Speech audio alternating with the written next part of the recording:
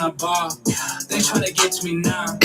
I cannot let them at all. I ain't wearing nothing on the wrist. That's just how I started. I can switch. I just told myself this how it is. I just pull the clutch and I can miss. Try to tell me everything I know. If they get a shot, they gotta choke. I was looking at them from the back. Now I'm looking back and they ain't close. I got it booming. Stats going up. We all going dumb, not stupid. There we go. Happy Monday to those of you who are having a family day. Happy family day.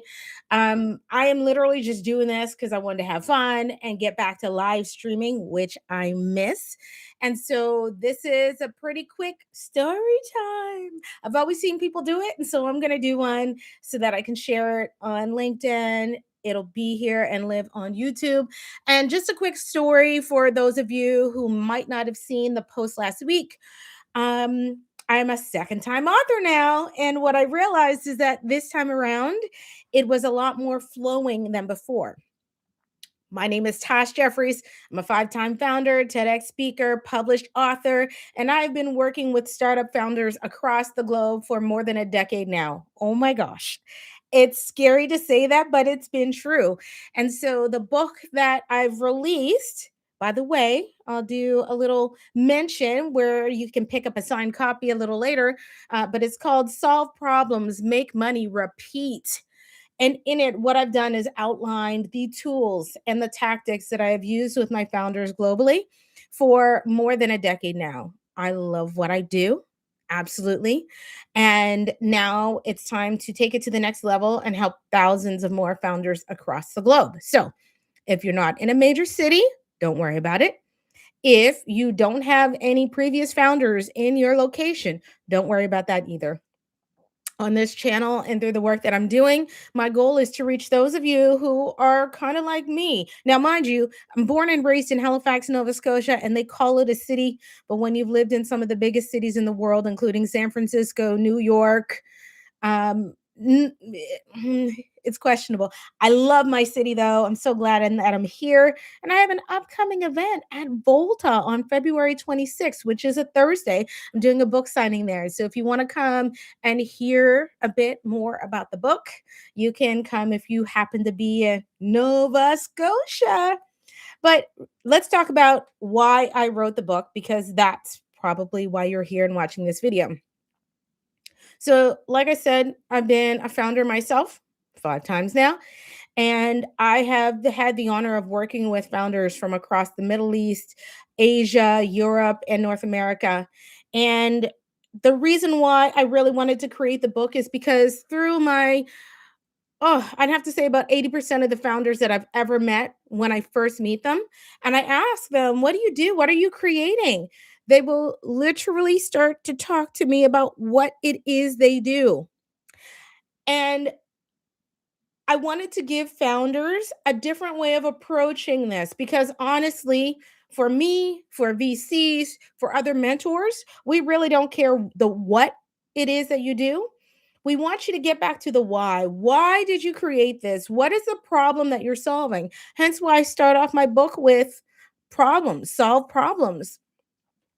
I'll give a very tangible example because I think that's the easiest way for you to understand what I mean by this. So I remember working with one of my founders. This is a few years ago, and if this sounds familiar, then it's you. It was a fintech company that I was working with, and one of the founders, I said, "So what is it that you do?" And he proceeded to tell me that it was a tool that helped um, local merchants collect and distribute money online through their purchases so they could have an international audience. I was like, that's great, super simple. I understand what it is that you do, but why do people care? What's the actual problem that you're solving?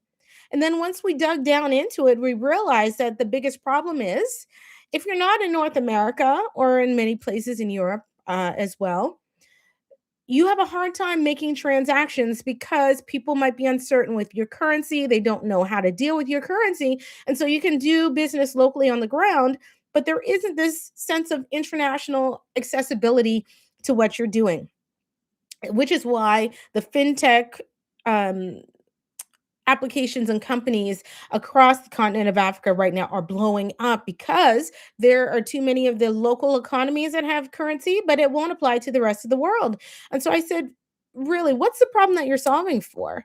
And what we ended up figuring out is that the problem that we're solving for is that we're helping local store owners and businesses be able to do international work because there's a lot of tourism that we have across the continent of Africa. And when people come, if the local dealer, retailer can't accept Canadian funds, American funds, the euro, then they have to turn that business away. So, this is a tool that allows them to accept and transact in any currency with anybody from anywhere in the world, not just on the ground, but virtually as well, where they can accept money and send packages overseas for those who want it. So, the local store owners build their business, make more money, and drive more security with their business, being able to show that they do work internationally. So there's a big, as I say it, jobs to be done of that profile piece. They feel more successful if they're able to do business successfully overseas. So that is what I mean by what's the problem that you're solving. It has nothing to do with the technology. Nobody cares if there's Bitcoin, crypto, whatever behind what you're doing. They're trying to get something from it. And so that's one of the biggest reasons why I decided to write my book. And if you go onto the website, which is moneyengine.co, you will see that the majority of what you have access to is really digging into that. What is the problem that you're solving? So now, if you've ever seen any of my videos, you know I'm going to throw it back to you and say, well, what's the biggest question that I can get you to ask yourself in your business if you're a startup founder? And the one question I would get you to ask in this case is not yourself, it is your customers, is, and can you hear me? I don't think this audio is on. So I've been live streaming and I don't think, hold on here. Wow, this is going to be embarrassing. Let's see here. Okay. And I think that the mic has been on, but I think the mic is on for, of course it is. Well, we're going to go with it. And so hopefully that you've been watching this. There's no technical difficulties and you can hear me because nothing's moving on my end. Oh, okay. It is. I think it is working. It's just not showing up.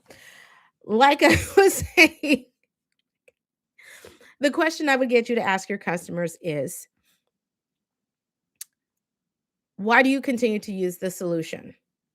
You want this to be clearly articulated by your customers and not by you. And why is that?